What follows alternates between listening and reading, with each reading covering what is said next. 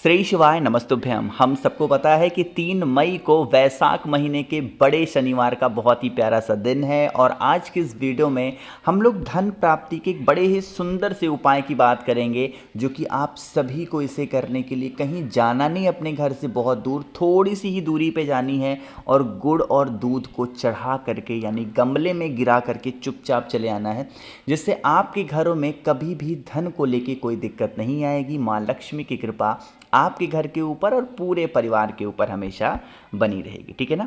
देखो, थोड़ा समझने की कोशिश करते हैं इस उपाय को। स्क्रीन पे आप सभी को दूध दिखाई दे रहा होगा, है ना। सबसे पहले मैं आपको बता दूं, इस उपाय को आप सभी को सुबह के टाइम पे नहीं करना है। कब?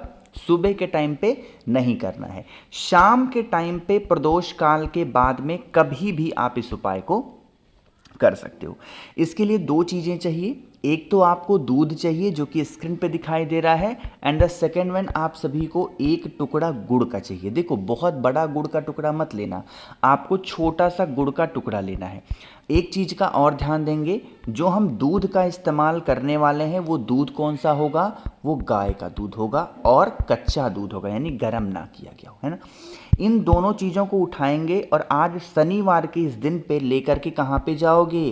पीपल वृक्ष के नीचे। अब यहाँ पर एक नियम सुनिए, पहले उपाय को करने से पहले कुछ लोगों की आदत होती है कि जैसे ही वो पीपल पेड़ के नीचे पहुंचते हैं, सबसे पहले वो क्या शुरू कर देते हैं? अपनी परिक्रमा ही शुरू कर देते हैं। इस उपाय को सुबह नहीं करना है, शाम के टाइम करना है। और मैंने आपको बताया है, कभी भी पीपल पेड़ की परिक्रमा सुबह 10 बजे के बाद नहीं करनी चाहिए। ठीक है ना, इस चीज़ का ध्यान रखिएगा। अब एक नियम बता दूं, कुछ लोग कह रहे हैं भैया गमले में फिर हमें क्या करना है? देखो, आज के टाइम पे बहुत बड़े बड़े मेट्रोपोलियन सिटीज़ में लाइक दिल्ली, मुंबई, बेंगलोर जैसे शहरों में पीपल के पेड़ मिलना बहुत मुश्किल होते हैं। तो लोगों ने, मैंने देखा है बहुत सारे घरों में लोगों ने पीपल के पेड़ को अपने घर के गमले में लगाया है। तो अगर आपने गमले में लगाया है तो इस उपाय को गमले में कर लो। अगर गमले में नहीं है एंड ईजिली अवेलेबल है पीपल का पेड़ आपके घर के आसपास में, तो वहाँ पे भी लगा सकते हो, है ना। जाना है, सबसे पहला काम करना है, एक आप लोगों को सरसों के तेल का दिया गोल बत्ती का। पीपल वृक्ष के नीचे कभी लंबी बत्ती को लगाने का प्रावधान नहीं होता है और मैंने देखा है लोग गलतियां करते हैं, पीपल पेड़ के नीचे पहुंचेंगे और बड़ी बड़ी लंबी बत्ती लगा देंगे। इससे कुछ नहीं मिलने वाला है। आपको पीपल पेड़ के नीचे हमेशा गोल बत्ती ही लगाना चाहिए, ठीक है ना। वो भी सरसों के तेल का लगा देना आज शनिवार को, और एक चुटकी काला तिल दीपक के अंदर डालेंगे। पहला काम हुआ। दूसरा काम हो, दूध को समर्पित कर दोगे पीपल पेड़ की जड़ में। जो भी व्यक्ति शनिवार के दिन शाम के टाइम पे प्रदोष काल में 1 चम्मच दूध अगर पीपल पेड़ की जड़ में समर्पित करता है, तो उनको धन संबंधी जो भी प्रॉब्लम्स होती हैं उनसे उनको छुटकारा ज़रूर मिलता है। ठीक है ना, तो करिएगा ज़रूर, भूलना नहीं है किसी को। चीज़ें क्लियर हो रही है ना।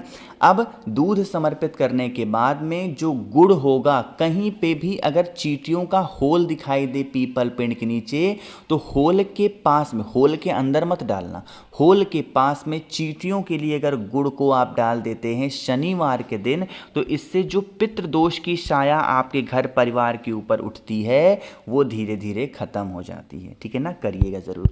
तो पहला उपाय आपको समझ में आ गया होगा आज करने वाला। आगे बढ़ते हैं इस वीडियो के हम लोग अपने दूसरे उपाय की तरफ। एक बात बता दूं, आज के दिन किया जाने वाला चौथा उपाय जो मैं आपको बताऊंगा ना, वो ज़रूर करना, बाकी कोई करना या ना करना। ठीक, तो दूसरा उपाय हम लोग बात कर रहे हैं रोग बीमारी के लिए। मतलब कोई भी इंसान घर का है जिसको बीमारी बहुत ज़्यादा है, जिसको परेशानी बहुत ज़्यादा है, वो इंसान परेशान बहुत रहता है, तो आप सभी को इस उपाय को करना है। इस उपाय के लिए आपको 2 चीज़ें चाहिए।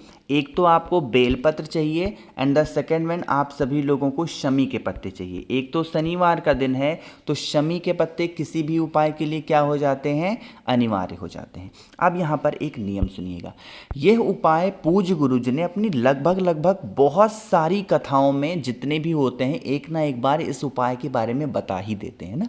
देखो, आज शनिवार का दिन है, सबसे पहला काम करना है, लाल चंदन लेना है और बेल पत्र के नीचे के पत्तों पे, ऊपर वाले पे नहीं, नीचे के पत्तों पे आप सभी लोगों को क्या करना है, लाल चंदन लगाना है। और लाल चंदन लगा करके एक शमी का पत्ता एक पत्ते पे और दूसरा शमी का पत्ता दूसरे पत्ते पे क्या करना है, आपको चिपका देना है। मेरे जो भी भाई बहन वीडियो देख रहे हैं, अगर आपको शमी का पत्ता नहीं मिलता है तो बिल्कुल परेशान मत हो, आप शमी पत्र के स्थान पे चावल के दाने का भी यूज़ कर सकते हो, ठीक है ना। देन आप इस बेल पत्र को यहाँ से उठाओगे और लेकर के कहाँ पे पहुँचेंगे, महादेव के शिवलिंग के पास में, ठीक है ना। यहाँ पे एक नियम होगा इस उपाय को करने का। सबसे पहले आपके पास में तांबे के लोटे में जल होना चाहिए और उस जल को महादेव के शिवलिंग के ऊपर समर्पित कर दो। सबसे पहला काम क्या करना है, आपको एक लोटा जल चढ़ाना है। जल चढ़ाने के बाद में जो आपके पास में बेल पत्र है और जिस पर आपने लाल चंदन से शमी के पत्ते को चिपका रखा है, उसे माता अशोक सुंदरी के स्थान पे आपको समर्पित करना है। जब यहाँ पर हम समर्पित करेंगे तो भाई एक नाम बोलना है हम सभी को, गतिमान भगवान। किसका स्मरण करना है, जल्दी से बताओ। गतिमान भगवान का ध्यान करके आपको समर्पित कर देना है। आपके घर परिवार में जो भी व्यक्ति बीमार रहता होगा उसकी बीमारियां कहाँ गायब हो जाएंगी, आपको पता भी नहीं चलेगा। आप लोग में से जितने भी लोग को नहीं पता है कि गतिमान भगवान एक्चुअली में है कौन, तो बजरंग बली के दूसरे नंबर के छोटे भाई का क्या नाम है, गतिमान। तो आप सभी लोगों को इस उपाय को किसके नाम से करना है, गतिमान भगवान के नाम से, ठीक है ना। तो आप लोग को दो उपाय समझ में आ गए हैं। तीसरा उपाय, अच्छा हाँ मैं बात कर रहा था, तीसरा उपाय जरूर करना सभी लोग, चौथा नहीं। चौथा मतलब करना है लेकिन ज़रूरी जो तीसरा है, लेकिन क्या बेनिफिट है, कैसे करना है, इसकी बातें करेंगे। जल्दी से करिए वीडियो को लाइक, जिसने अभी तक चैनल को सब्सक्राइब नहीं किया, मेरी आवाज़ आप पहली बार सुन रहे हैं, चैनल को ज़रूर सब्सक्राइब करेंगे, है ना। देखो बहुत ध्यान से सुनिएगा, बहुत आराम से बताऊंगा इस उपाय को, बहुत स्पेशल है। इस उपाय का नाम है रावण उपाय। बताओ भाई क्या नाम है उपाय का, रावण। क्यों? क्योंकि जब भी रावण अपने घर से बाहर निकलता था, जब कभी भी किसी भी काम के लिए, वो इस उपाय को करके ही निकलता था। कोई सा भी दिन हो, कोई से भी तिथि हो, कहीं भी जा रहे, इस उपाय को करके। अब ये उपाय कब काम आएगा, जैसे मान लो कि आप कभी भी जाते हो घर से बाहर एग्ज़ाम देने, इंटरव्यूज़ देने, शादी देखने, या फिर किसी भी बिजनेस पर्पज़ से, या फिर किसी भी चीज़ से आपको उस काम में बिल्कुल भी सफलता नहीं मिल पा रही है, आप चिंतित रहते हो, परेशान रहते हो, तो आप सभी को दो काम करने हैं। सबसे पहली चीज़ आपको लेनी होगी इस प्रकार से घी, और दूसरे नंबर पे आपको लेनी है 21 इस प्रकार से क्या लोगे, दूर्वा लेनी है, ठीक है ना। 21 दूर्वा लेनी है और दूसरे नंबर पे आपको घी लेनी है। अब सुनिएगा, दूर्वा को उठा करके कहाँ पहुँचेंगे, महादेव के शिवलिंग के पास में। इनके शिवलिंग के पास में पहुँच करके सबसे पहले एक लोटा जल चढ़ा दो, ठीक है ना। क्या करेंगे, जल चढ़ाएंगे।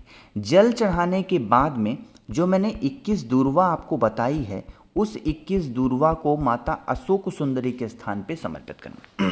सॉरी, कहाँ पे चढ़ाओगे, माता अशोक सुंदरी के स्थान पे।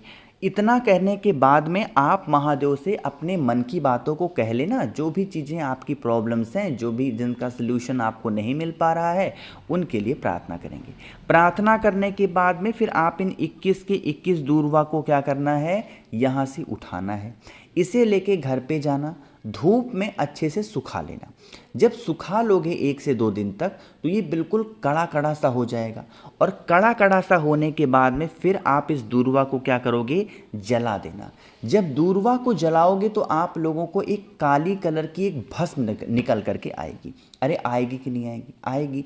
जो वो ब्लैक कलर की भस्म निकल करके आएगी दूर्वा को जलाने के बाद में, जो आपने क्या लिया है, घी, उसी घी के अंदर आपको क्या करना है, उस राख को मिक्स करना है, गाढ़ा सा पीस। अब बहुत ज़्यादा घी मत लेना, 1 चम्मच से भी कम घी लेना, और फिर उस राख को मिलाना, उसको संभाल करके रख देना। और जब भी आपके घर परिवार का कोई सदस्य किसी भी काम के लिए जाता है, तो उसी का मात्र टीका लगा करके निकलने से हमें किसी भी काम में जो असफलता है हाथ लगती है, वो असफलता हाथ नहीं लगेगी, और हमें हर काम में सफलता ज़रूर मिलेगी, ठीक है ना।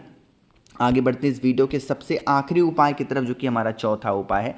सबसे पहले बता दें, यह उपाय इतना इजी है, इतना आसान है कि मैं क्या बताऊं। अगर आपको ऐसा लगता है कि आपके घर में नज़र बहुत लग गई है, टोने टोटके कोई करा के चला गया है, एक बहुत आसान सा उपाय करिएगा।